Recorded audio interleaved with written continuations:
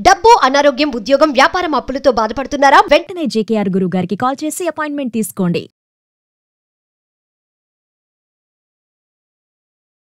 నమస్తే, welcome back to Suman TV. ప్రస్తుతం మనతో పాటు ఉన్నారు కేరళ జ్యోతిష నిపుణులు, life coach, money skills, law of attraction, date of birth లేని వారికి పుట్టుమచ్చల శాస్త్రం, ప్రశ్న శాస్త్రం, హస్తరేఖల ద్వారా జాతకాన్ని తెలియజేయగలిగే బ్రహ్మశ్రీ డాక్టర్ జేకేఆర్ గారు ఉన్నారు. గురుగారితో మాట్లాడదాం.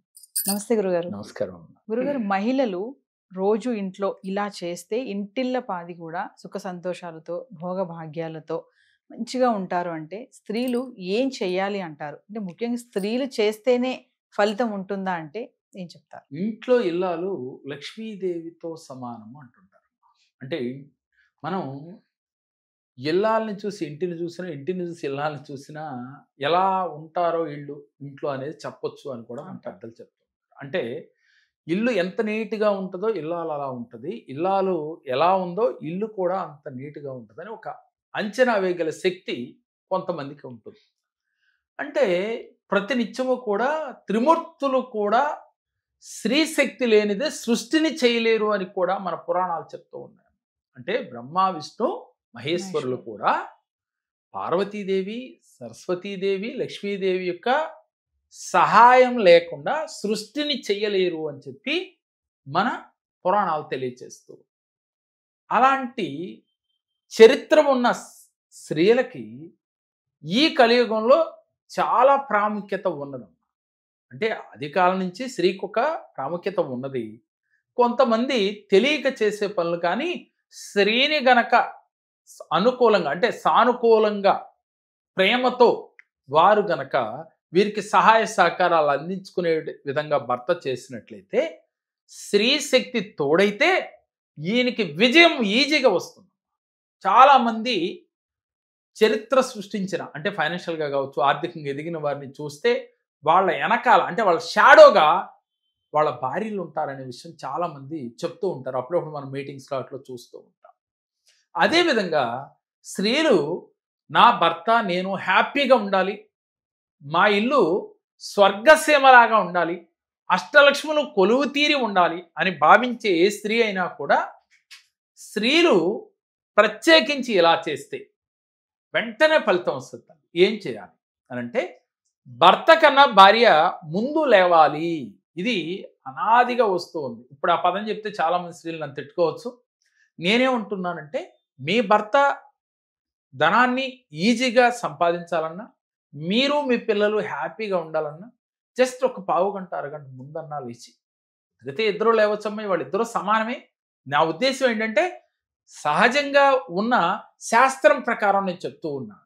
ఏ స్త్రీ అయితే ముందుగా నిద్రలేచి ఇంటిని శుభ్రపరచుకుని, ఎలా శుభ్రపరచాలి? ఇవాళ పనోళ్ళు చేస్తూ ఉన్నారు, ఓకే, పనోళ్ళు చేసినా తానుగా స్వయంగా చేసుకున్న ఇల్లు తుడిచేటప్పుడు ఈ విధానాన్ని అలవాటు చేసుకోవాలి. ఏం చేస్తారు? అందరూ కూడా నైరుతి మూల నుంచి ఈశాన్య మూలకు తుడుచుకుంటూ వస్తుంటారు. కానీ వాస్తవానికి ఈశాన్యం మూల నుంచి నైరుతి భాగం వైపుకు ఇల్లు తుడవాలి. ఇలా ఎవరైతే తుడుస్తారో, ఈశాన్యం అంటే మన గుమ్మం వైపు ఉంటుంది కదా ఎంట్రన్స్, నైరుతి గుమ్మం ఉన్నా సరే, మనకి దక్షిణ గుమ్మం ఉన్నా సరే, మనం తుడవలసింది ఈశాన్యం మూల నుంచే తుడవాలి. ఇల్లుని తుడుచుకుంటూ నైరుతి భాగంలోకి వెళ్ళేసరికి ఆ పోగుని తీసివేయాలి. ఇలా అలవాటు చేసుకోవాలి. మీరు పనోళ్ళతో చేయించినా, ఎవరికి వారు బోనుగా చేసుకున్నా.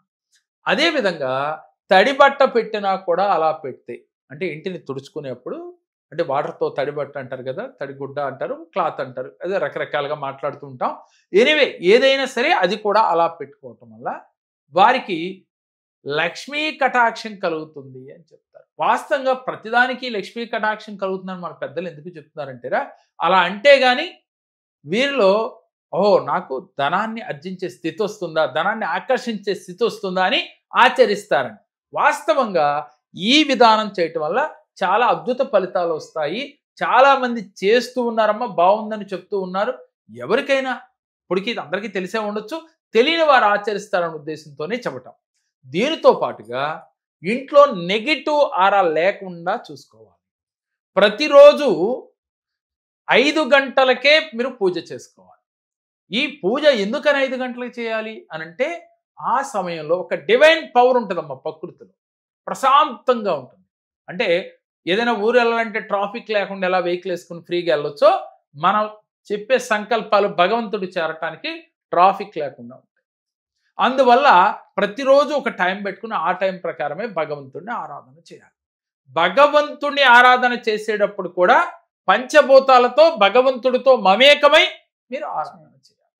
చేసి ఇంటిని శుభ్రపరుచుకున్నప్పుడు మీరు ప్రతిరోజు సాయంత్రం వేళ సాంబ్రాణి ధూపం వేస్తూ ఉండాలి. ఏ ఇంట్లో అయితే సువాసనలు వెదజల్లుతూ ఉంటాయో, ఏ ఇంట్లో అయితే ఎప్పుడు నీట్గా ఉంటుందో, ఏ ఇంట్లో అయితే బూజులు లేకుండా ఇల్లంతా శుభ్రంగా ఉంటుందో ఆ ఇంట్లో అష్టలక్ష్ములు కొలువు తీరుంటారు. మరి ఇవన్నీ పురుషుడు చేస్తాడా అంటే చేస్తే నెంబర్ 1. కానీ మ్యాక్సిమం స్త్రీలకే ఎక్కువగా పట్టించుకుంటారు. కాబట్టి ఏ స్త్రీ అయినా సరే తన భర్త వ్యాపారంలో నెంబర్ 1గా ఉండాలి అంటే ఇంట్లో ప్రశాంత వాతావరణం ఉండాలి. ఇంట్లోకి రాగానే తన భర్త ప్రశాంతంగా నిద్రపోవాలి. ఇద్దరు అన్యోన్యంగా ఉండాలి. ఒకళ్ళొకళ్ళు షేర్ చేసుకుంటూ ఉండాలి. అంటే ఈ రోజు జరిగిన విషయాలన్నీ ప్రతిదీ భార్యతో షేర్ చేయాలి. భార్య సలహాలు తీసుకోవాలి. అందుకే భార్యని ఏ రూపంలో పోలుస్తున్నారు చూడరు. మంత్రిగా పోలుస్తారు, అలాగే రంభగా పోలుస్తారు. అంటే ఏ యాంగిల్లో చూసినా భార్య సహాయ సహకారాలు ఉంటాయి, అందుకుని తీరాలి. అప్పుడే తన భర్త విజయ పదంలో ముందుకు వెళ్తాడు. నీదొక దారి నాదొక దారి అని గనక ఏ భర్త భార్య ఉంటారో వారి జీవితంలో తాత్కాలికంగా వెళ్ళినప్పటికీ వీరికి శాశ్వతంగా హ్యాపీగా ఆనందంగా ఉండలేరు, అష్టైశ్వర్యాలు పొందలేరు. ముఖ్యంగా 2 ఎడ్డు బండి ఉన్నాయి అనుకో. అంటే 2 ఎడ్ల బండికి ఒక ఎద్దు ఇట్లా ఆగి ఒక ఎద్దు ఇట్లా ఆగుతుంటే బండి సజావుగా వెళ్తుందా? అదేవిధంగా భార్యాభర్తలు కూడా అదే కదా. ఈ బంధం అనేది అదే. ఈ 2 కలిపి కడితే బండిని సజావుగా తీసుకువెళ్తుంది. ఎప్పుడైతే ఒక భార్య భర్తలుగా వీరు ఏర్పడిన రోజు నుంచి బండి సజావుగా తీసుకెళ్లాలంటే ఒకళ్ళనొకళ్ళు షేర్ చేసుకుంటూ ఒకళ్ళ పట్ల ఒకళ్ళు ప్రేమానురాగాలు కలిగి ఉండాలి. ఒకళ్ళనొకళ్ళు గౌరవించుకుంటూ ఉండాలి. చిన్న చిన్న విషయాలకి ఒకళ్ళనొకళ్ళు తిట్టుకుంటూ అలాగే తక్కువ చేసి మాట్లాడుతూ ఉండరాదు. నీకేం తెలుసులే అనకుండా భార్య సలహాలు తీసుకుంటూ, అది మీకు ఇష్టమున్నా ఇష్టం లేకపోయినా నచ్చితే ఆచరించు, నచ్చకపోతే సైలెంట్గా ఊరుకో. కానీ ప్రతిదీ భార్య సలహాను పొందుతూ మీరు వెళ్ళాలి. ఇలా ఏ ఇంట్లో అయితే జరుగుతుందో ఆ ఇల్లు సుఖశాంతులతో ఉంటుందమ్మా. ఆనందకరమైన సంతోషకరమైన ఇళ్ళుగా తయారవుతుంది. మనం ఇందాక అనుకున్నాం, అష్టలక్ష్ముల నిలయంగా మారాలి అంటే ఇంట్లో గొడవలు ఉండకూడదు. ఏ భార్యాభర్తలు అయితే అన్యోన్యంగా ఉంటారో ఆ పురుషుడు బిజినెస్ చేయగలుగుతాడు. అలాగే తనకి సలహాదారుడిగా ఒక ఫ్రెండో లేక పనివారినో పెట్టుకుంటే వాళ్ళు ఏదో ఒక టైంలో మనని స్వార్థపూరితంగానే చేస్తుంటారు. అవసరమైన నాడు మన మోసం చేసే పరిస్థితి కూడా ఉంటుంది. భార్యకి అంటే తను మీరు వేరు కాదు కదా. ఎప్పుడైతే ఒకటయ్యారో అర్ధనారీశ్వరుని యొక్క స్వరూపమే భార్యాభర్తలు అంటే. అందుకనే పరమేశ్వరుడు సగ భాగాన్ని పార్వతీదేవికి ఇచ్చారు. ఈయన్ని ఉదాహరణగా తీసుకుని మన లోగో కూడా అదే ఉంటుందమ్మా, అర్ధనారీశ్వరుడి యొక్క లోగో. అందుకని ప్రతి భార్యాభర్త కూడా అర్ధనారీశ్వరుడు స్వరూపంగా ఉండాలి. నేను వేరు ఆవిడ వేరు కాదు అని భావంతో ఉండాలి. అప్పుడు భార్య ఈ విధంగా ఉదయాన్నే లేచి భర్తకి బయటికి వెళ్ళేటప్పుడు నవ్వుతూ ఎదురు రావాలి. నవ్వుతూ ఎదురు రావాలి. ఎదురు వచ్చేటప్పుడు మనసులో ఇలా అనుకోవాలి, నా భర్త ఇవాళ తలపెట్టిన కార్యం విజయవంతంగా పూర్తి చేసుకుని వస్తాడు. భర్త బయటికి వెళ్ళేటప్పుడు వాటర్ బాటిల్ తీసుకుని వెళ్ళటం వల్ల ఇంకా విశేష ఫలితం ఉంటుంది. ఎందుకని? పంచభూతాలలో ఒకటైన నీరుతో వెళితే తొందరగా. ఎందుకనమ్మా? ప్రకృతిలో 3 వంతులు నీరుందమ్మా, మన శరీరంలో 3 వంతులు నీరుంది. అటువంటి నీరికి ఆకర్షణ శక్తి ఎక్కువ. అందుకని ప్రతినిత్యం నీటి బాటిల్ అంటే బాటిల్ ఎక్కువ, వాటర్ బాటిల్ మనిషి వెంటనే తీసుకెళ్తాం అనేది పూర్వం రోజుల్లో తాంబేటికాయలు అనేవాళ్ళు, తర్వాత బాటిల్స్గా మారినాయి. ఏదైనా కానీ వాటర్ మన వెనకాలే తీసుకువెళ్ళాలి. ఎవరైతే ఇలా శుభకార్యాలకు కానీ ఏదైనా ఇంపార్టెంట్ కార్యాలకు వెళ్ళేటప్పుడు వాటర్ బాటిల్ తీసుకుని బయటకు వెళ్తారో వాళ్ళకి అనుకున్న పనులు ఈజీగా అవుతాయి అని చెప్తూ ఉంటారు. వాస్తవానికి ఇంకో రకంగా ఆలోచిస్తే వాటర్ అనేది నిత్యం మనకు అవసరం. అందుకని ఆ సమయానికి అందుబాటులో దొరుకుద్దో లేదో అని మన పెద్దలు ముందుగా ఇలా తీసుకెళ్ళటం వల్ల మీకు విజయం వరించుద్ది అని చెప్పు ఉండవచ్చు. కారణం ఏదైనా కానీ ఇప్పుడు మనం ఆలోచిస్తే నీటికి ఆకర్షణ శక్తి ఉంది.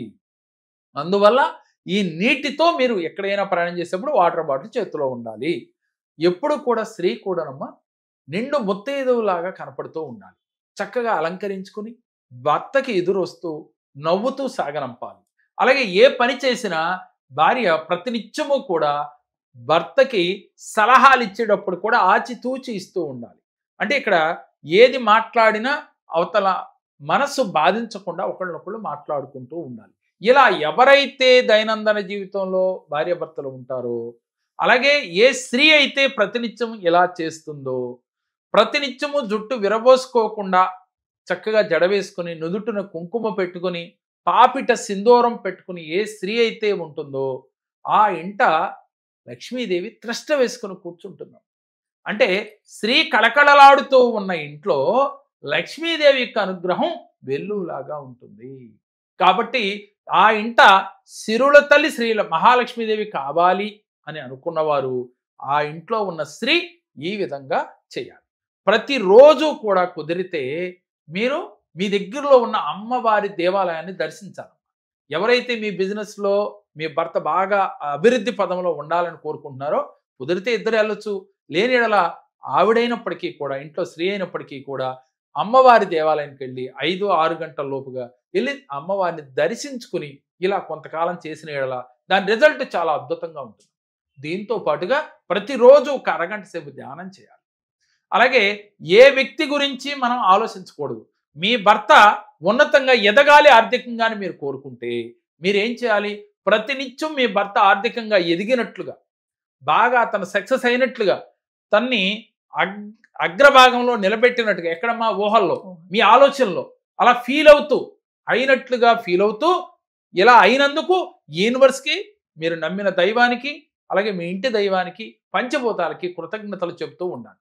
సీరియల్స్ చూడటమో, లేక పక్కింటి వారి కోసమో, లేక మీ బంధువుల్లో ఏదో కొన్ని తలుసుకుని వాళ్ళు ఇలా అన్నారు ఇలా అన్నారని లేక ప్రతినిత్యం ఫోన్లోనో ఉండటం కాకుండా మీరు ఆనందంగా ఉండాలి, అష్టైశ్వర్యాలతో ఇల్లు కళకళలాడుతూ ఉండాలంటే ప్రతినిత్యం ఆ ఇంట్లో ఉన్న స్త్రీ ఇలా భావిస్తూ ఉండాలి. ఎందుకంటేనమ్మా ఆడపిల్ల ఎవరైనప్పటికీ కూడా లక్ష్మీ స్వరూపమే అంటాం. అలాంటి లక్ష్మీ స్వరూపాలైన స్త్రీలని గౌరవిస్తూ ఉండాలి పురుషుడు ఎప్పుడు.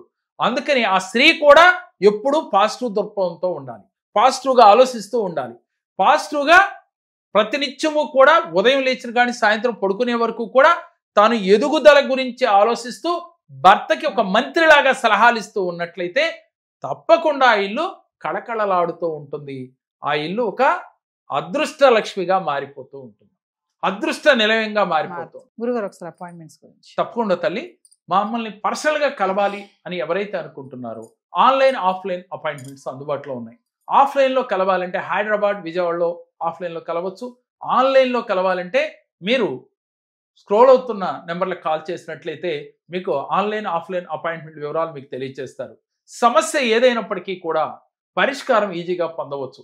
ఎందుకనంటే సమస్యలు రావటం సహజమే, కానీ సమస్యలు వచ్చినాయని బాధపడకుండా ఆ సమస్యల నుంచి బయటపడే మార్గాన్ని తెలియచేయడానికి ఈ కేరళ జ్యోతిషంలో 11 శాస్త్రాల్లో ఒక వ్యక్తి జాతకాన్ని పరిశోధించి దానికి తగ్గ రెమెడీస్ ఇచ్చి మీకు ఏర్పడిన చిక్కుముళ్ళ నుంచి బయటికి వచ్చేటట్లుగా మా దగ్గర కూర్చున్న 1.5 గంటల సేపు మీ సమస్యలు తీరిపోయినట్లుగా మీరు ఫీల్ అయ్యి వెళ్తారు. ఆ తర్వాత మీరు ఇంట్లో ప్రాక్టీస్ చేస్తే మీ జీవితంలో సమస్యలే ఉండవు. మీరు దేన్నైనా మేనిఫెస్ట్ చేస్తారు, దేన్నైనా ఈజీగా ఆకర్షించగలుగుతారు. మరి మీకు పర్సనల్ అపాయింట్మెంట్ కావాలన్నా, ఆన్లైన్ అపాయింట్మెంట్ కావాలన్నా స్క్రీన్ పై స్క్రోల్ అవుతున్న నెంబర్కి కాల్ చేయండి. నమస్కారం. నాకు చాలా సమస్యలతో నేను జేకే గారి దగ్గరికి వచ్చాను. నేను ఫైనాన్షియల్ ప్రాబ్లమ్స్ వల్ల చాలా ప్రాబ్లమ్స్ పడుతూ ఉన్నాను. దానికోసం నేను జేకే గారి దగ్గరికి వస్తే నాకు సరైన పరిష్కారాన్ని చూపించారు. దానివల్ల చాలా హ్యాపీగా ఉన్నాను ఇప్పుడు.